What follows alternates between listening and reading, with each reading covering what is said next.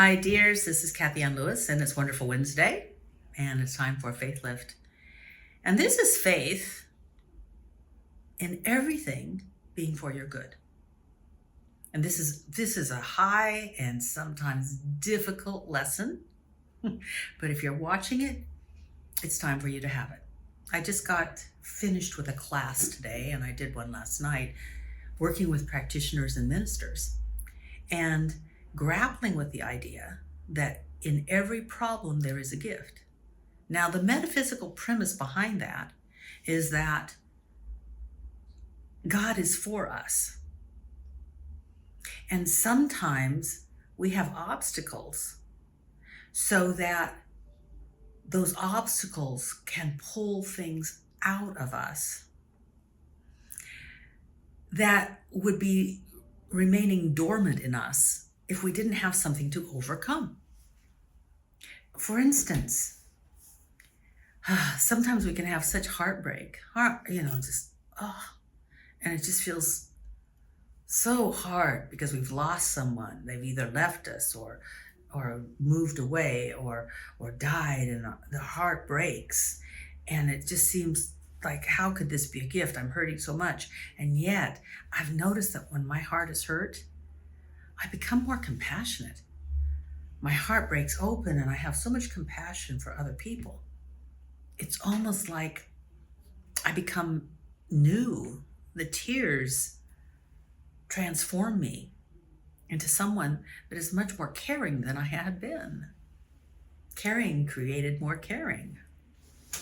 I've been playing around with this in other ways. Like, if I'm having to deal with this, there's got to be a gift in it. I think we've all heard the story about the kid that was introduced to a whole bunch of manure. And he got so excited and he said, "Oh my goodness, with this much manure, there's got to be a pony in here." Well, that's a trite way of saying when things are hard, for us to open our heart, look up, trust God, and say, since all things are ultimately for me, what is the gift in this? And what I've noticed is when we accept the gift, oftentimes, the problem dissipates. It either loses its power over us or it actually solves itself. And this is just metaphysical theory. And you can trust me or not, but it's only good if you try it out. It's only good if you try it out. Otherwise, it's what Kathianne said, and then you argue with yourself, well, yeah, she probably knows what she's saying, or, oh, well, she doesn't know what she's saying. And that's like having a secondhand God. This is because I try to live this way. I really do. But it's only good for me if I don't share it, and I want to share it. And it'll only be good for you if you try it. So think of a problem. Relax. Now imagine that the problem has a gift for you. You might even ask it in your mind, in your imagination. What's the gift here? What is in this that will make me a more full representation of my true self? What is the gift in this? And then wait for a response. And see what happens. I'd love to hear back from you. Anyway, give it a try. The worst thing that can happen is the problem doesn't go away.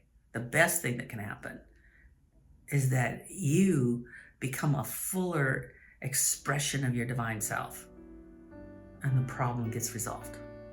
Bye for now. Here we all are, gathered together in this place. Why are we here? What is our purpose? Spirit, reveal. How do we know what's true and what's real?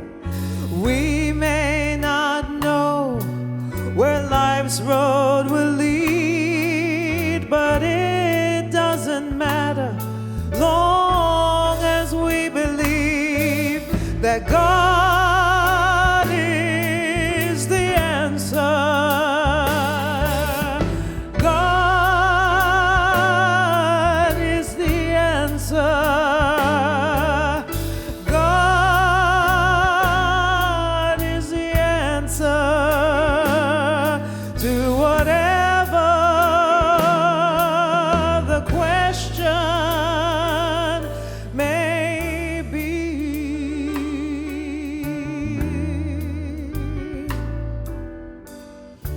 what's going on in this world today? Where do we fit? What can we do to make a difference? What can we say? Where do we go? This way or that way? If we all pray and truly believe and love one another, we'll let the world see that God is the answer. God is the answer. God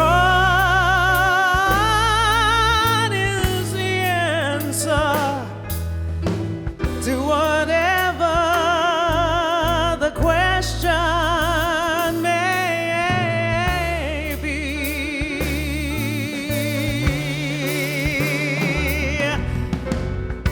If we all pray and truly, truly, truly, truly believe, love one another and let this world see God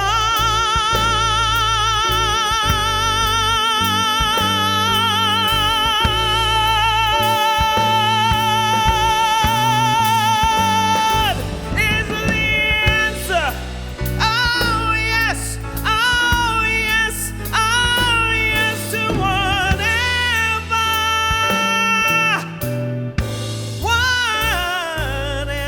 the question may be,